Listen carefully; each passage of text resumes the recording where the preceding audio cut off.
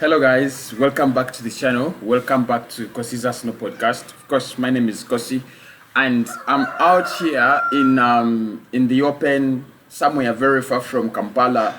So, to try to access internet and try to talk to you guys about some of the updates we have. I'll be talking about Mikel Arteta's press conference. I'll be talking about things like the match preview for the Newcastle game and a couple of other things. Tiani's injury update later on, but right now I want us to talk about Julian Draxelar and Angel Dimaria and the possibility that Arsenal will be going for more of free agents and loan deals in this January transfer window, other than buying in players. And I'm going to be explaining that because Fabrizio Romano gave us that. So smash the like button, subscribe, get me your comments as regards to Draxelar and Angel Dimaria.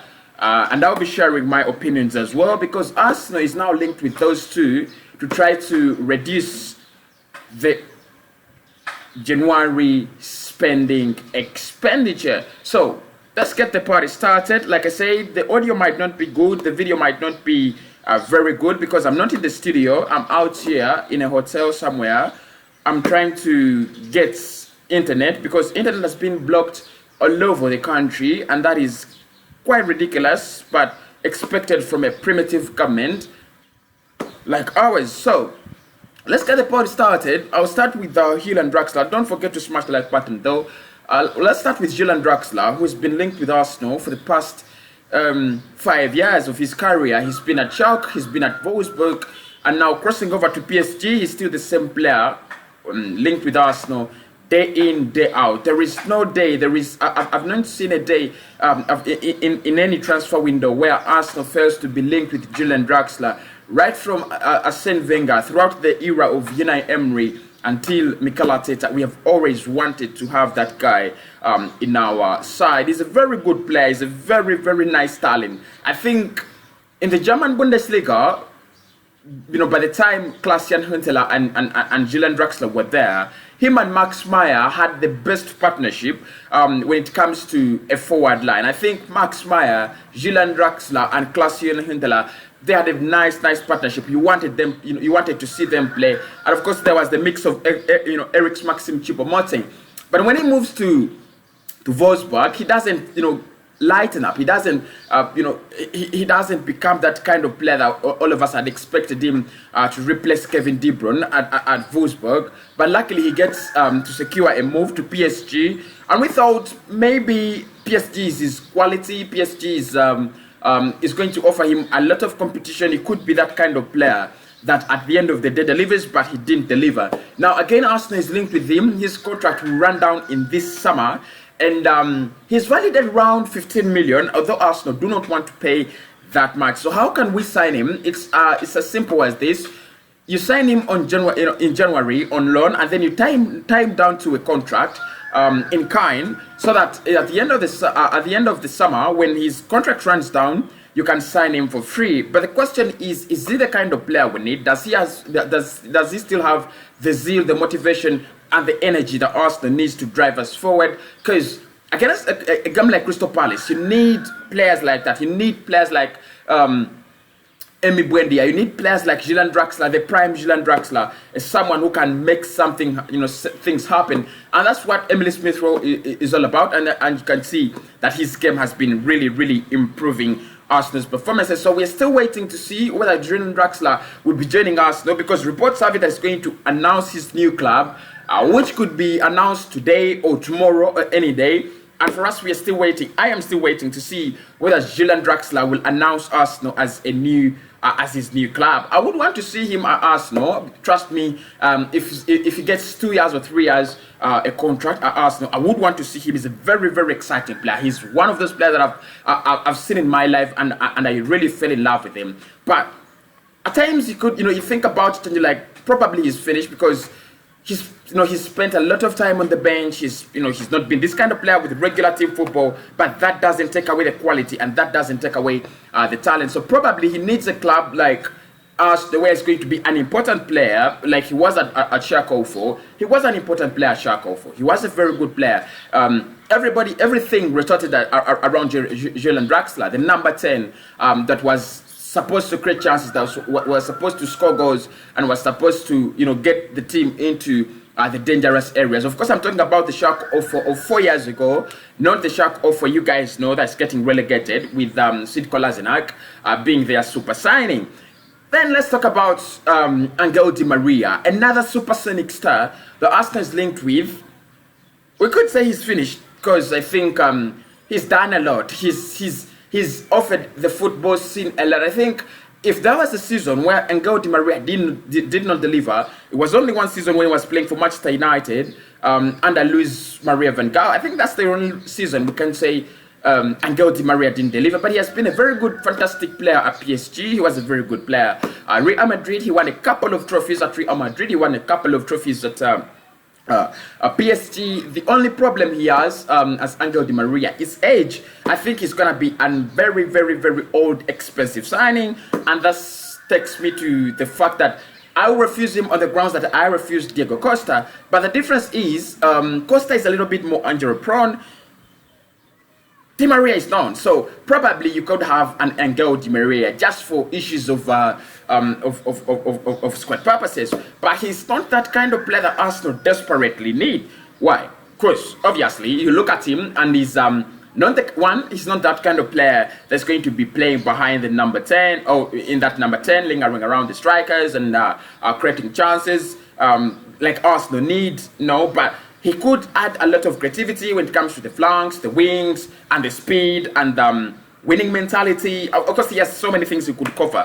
He could offer this football club. So I love Angel Dimaria. I was in love with him, and way back in 2013, almost 8 years ago now, when we signed Mesut Ozil, there was a rumor that actually Arsenal wanted to sign Angel Dimaria, but Real Madrid objected and they said, we can only give you Mesut Ozil, we can't give you Angel Dimaria. It would have been such a signing if he had signed Angel Dimaria for 60 million or 50 million way back in 2013. But eventually Manchester United signed him, and when it came to the Premier League, I think he had a good spell at the start, but things never worked out with him. I think the language, and he didn't love the environment. I think, you know, the media in England and everything, they tried to bully him, and he tried he sought rescue and refuge in Paris, at PSG, where I think he has been a very, very nice player. So if him joining Arsenal is something that is on the cards. It can happen, it might not happen, but still I think he is someone I would love to see at Arsenal. He's very, very, very talented. I think even if he's 38, even if he's 39, I think there is something that he can offer Arsenal. But like I said, problems are that he's gonna be an expensive signing. It's gonna be, he's a big name. He's gonna be, a free agent in the summer, which makes the deal even more complicated than you would think. Because if he was a free agent, you would have told me, Kosi, he's a free agent, we could get him at a lesser price. But that's not the case. Being a free agent actually means now that you're going to sign him on a big sign-on fee, like you saw Manchester United cover Cavani's costs, and then you're gonna give him a big wage. You can't believe that United almost spent 20 million on Edson Cavani, on that free agent who is overhyped and overrated in the Premier League, that is doing wonders. Well, I think he's doing some good job, but not wonders like Manchester United fans really want us to believe. So that is the Arsenal update this early morning. Julian, Draxelar, and Angel Dimaria linked with Arsenal. What are your thoughts on that? I think these are two very expensive signings. We can't do both of them, but we can do one of them. Trust me, if we can sign a younger player, I would go for a younger player. But if we cannot, then I would say let us go for one of them rather than coming out of the January transfer window empty-handed. Again, we still have to move on players, and that's one of the reasons. That's actually why we are failing to sign. We sign in players. We need to move on players. There are again negative reports that Mesut Ozil might stay at Arsenal. I know this is not very, very pleasing to many Arsenal fans, but it's also there that he might stay, and Socrates and Mustafi might also stay. So that means that postpones our future transfer hopes and expectations and ambitions to the summer, because right now you can't add another player on that wage of Mesut Ozil, who is getting 350k a week and he is not playing football. So it would be utterly crazy to do such a day. And I think that's why Arsenal don't really sign in players, and that's why we have not made any official bids and offers. Of course, you think about things like how Semewa, because that deal is on the cards and it has been there. Many people are still talking about how Semewa, but I don't take it as a deal that is really going to happen in this January transfer window. Otherwise, I remain cautious, and like I said, I'm somewhere here in the hiding, trying to make videos, trying to update you guys with whatever I can. It might not come in very, very fast, but I'll make sure that videos come in.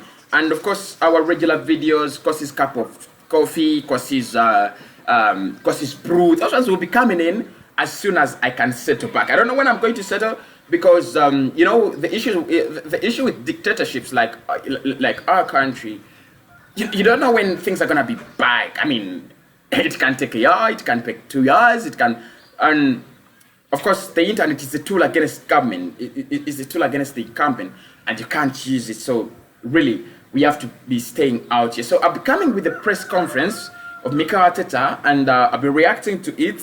I might not make it as long as we have been doing it, but I'll make sure that at least we have a press conference reaction, and then I'll be drawing a predicted lineup for the Newcastle game.